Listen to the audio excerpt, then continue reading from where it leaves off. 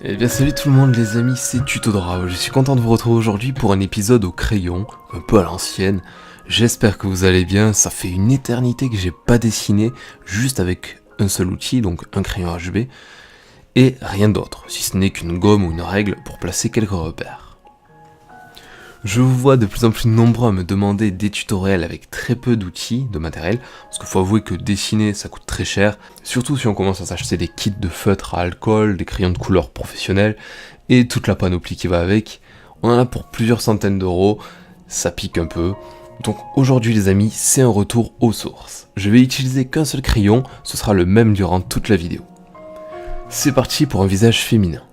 Pour les repères que j'ajoute, là c'est du 9 cm sur 9 cm, que je coupe d'abord en 4 horizontalement, puis je vais recouper en 4 verticalement. Grâce à cette petite grille, je place la base du haut du crâne avec un cercle, puis je crée la continuité de cette base en rejoignant le croisement du quadrillage. Ça sera le côté oreille et pommette. Et là on incline vers le centre pour laisser apparaître l'angle de la mâchoire jusqu'en bas. On laisse la zone bien arrondie pour le menton, on évite de faire le menton trop pointu ou trop plat si on veut rester fidèle à ce visage, après c'est à vous de voir. Grâce à cette grille, on a le centre de la tête. Pour placer les éléments du visage, ça va être plutôt pratique du coup. Je trace légèrement le départ des oreilles, et je place le bas du nez sur l'extrémité du cercle, bien au centre. Au début je m'embête pas avec les détails, j'ai juste mis le bout du nez et le bord des deux narines un petit peu courbé. On va se garder les détails pour plus tard.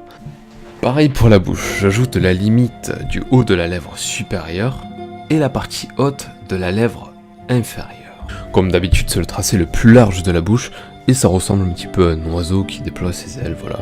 C'est l'image que je donne souvent. Bon. On démarque la lèvre inférieure qui est plus épaisse avec un petit trait dessous bien au centre. Et puis on ajoute un nouveau tracé pour séparer les deux lèvres par une petite ouverture. Bon, il y a beaucoup de blabla pour ce qui est mise en place des éléments, parce que je trouve que c'est aussi important que le remplissage ou le reste. En ce qui concerne les yeux, je vais placer le premier, ni trop bas ni trop haut, et si on regarde bien, il est un peu plus loin par rapport à l'alignement du nez. Je laisse un tout petit espace minuscule, pareil pour l'autre côté. En gros, on laisse la place de notre œil imaginaire entre nos deux yeux. Et je place le contour de l'iris, le contour d'un éventuel reflet et les traits de la paupière supérieure qui vont jouer un rôle important sur l'expression et le caractère du visage.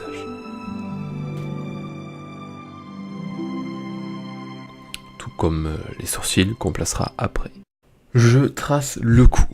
Et sous les yeux, très doucement, je place un trait de paupière le plus subtilement possible. On passe au placement des cheveux. On va créer la forme, la coupe. Comme d'habitude, je place un trait sur la surface du crâne pour définir le départ de la coupe, comme si ici, c'était l'origine de chaque cheveu. Petit à petit, je construis la chevelure légèrement au-dessus de la base du crâne. Voilà, que ce soit pas collé contre le crâne, mais légèrement au-dessus, pour que ça laisse plus de place et plus de volume. Et on voit à mesure le rôle que prend le petit trait dont je parle. Chaque mèche a pour direction ce petit trait. On peut s'amuser à créer des coiffures variées tant qu'on pense à courber nos mèches. En prenant en compte la rondeur du crâne bien sûr, et la pesanteur si on cherche à avoir une coiffure plutôt naturelle comme là. J'ai fait le visage de Jon Snow il y a pas longtemps et lui a une coiffure assez bouclée, donc carrément bouclée même. Donc si ça vous intéresse, j'ai mis le lien en description. Par contre, j'avais utilisé beaucoup de matériel contrairement à là. Bon, pour les cheveux, on continuera plus tard. On va passer au détail du visage. Faut pas oublier qu'on a juste un crayon HB pour s'en occuper. Donc la texture sera limitée et les contrastes le seront aussi. J'assombris les orifices du nez. Je colorie légèrement au-dessus pour donner une forme, un volume. Je fais en sorte d'arrondir un petit peu le volume pour représenter le bout du nez.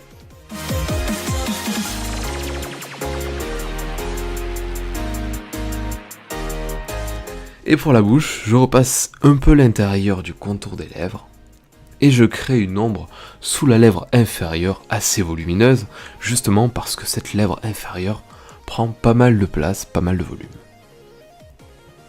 Ensuite, on colorie très légèrement la lèvre inférieure en laissant du blanc au centre. Et puis on crayonne un peu plus fort la lèvre supérieure, mais ça reste quand même léger, faut pas y aller comme un fou. Le contour central doit être l'élément le plus foncé de la bouche.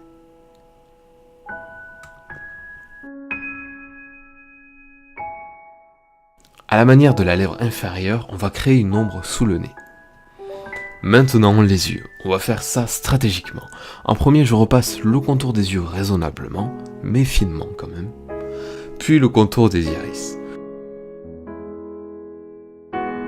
Ensuite, le contour des paupières et de la pupille, mais là-dessus on reste assez souple parce qu'il ne faut pas oublier la présence d'un reflet qu'on doit laisser blanc. On n'a pas le droit d'utiliser la peinture blanche pour attraper le coup, enfin en tout cas moi, puisque je dois utiliser qu'un crayon. Nos yeux sont bien tracés, on peut remplir.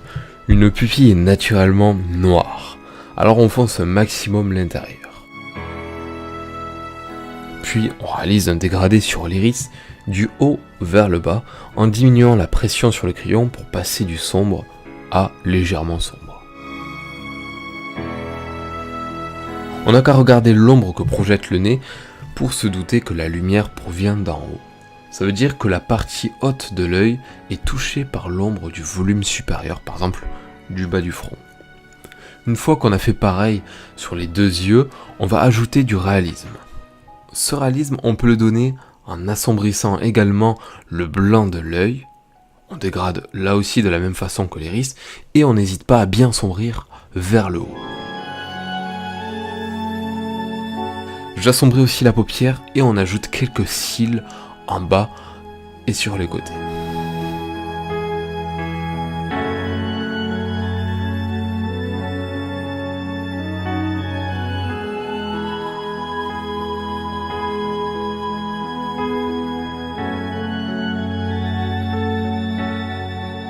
Voilà, on a deux yeux assez complets, le regard sera fini quand on aura placé les sourcils. Je fais ça de suite. Celui de droite, je le fronce assez pour donner de la force au regard, un petit peu de férocité. Et le second, un peu moins, mais ça reste subtil, c'est pour y ajouter de la douceur. Le plus beau, c'est d'arriver à transmettre des sentiments à travers un regard dans un dessin, comme de la joie, de la compassion ou de la peur. Il suffit de modifier quelques détails, mais il faut que ça reste très subtil, voire chirurgical. Bon, maintenant je vais assombrir les zones du visage qui sont un peu en retrait, comme les côtés et le cou.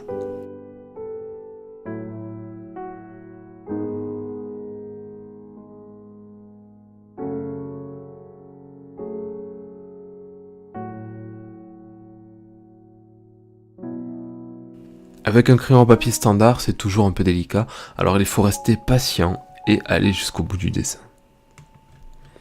Il faut pas s'arrêter en plein milieu et partir attraper des Pokémon.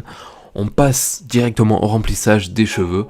L'idée, ça reste de créer 2 ou 3 variations de nuances de gris. Une nuance moyennement grise pour la plus grosse surface des cheveux, une nuance bien foncée pour les parties ombrées et des grosses séparations de mèches.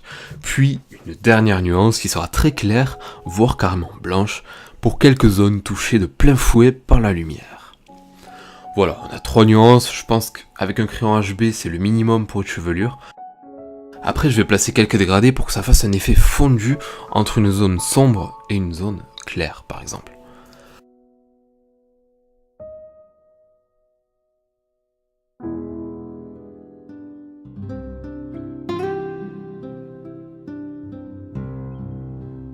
Voilà le dessin terminé, le tout m'aura pris 1h45 du repère jusqu'à la signature. J'ai dessiné sans interruption.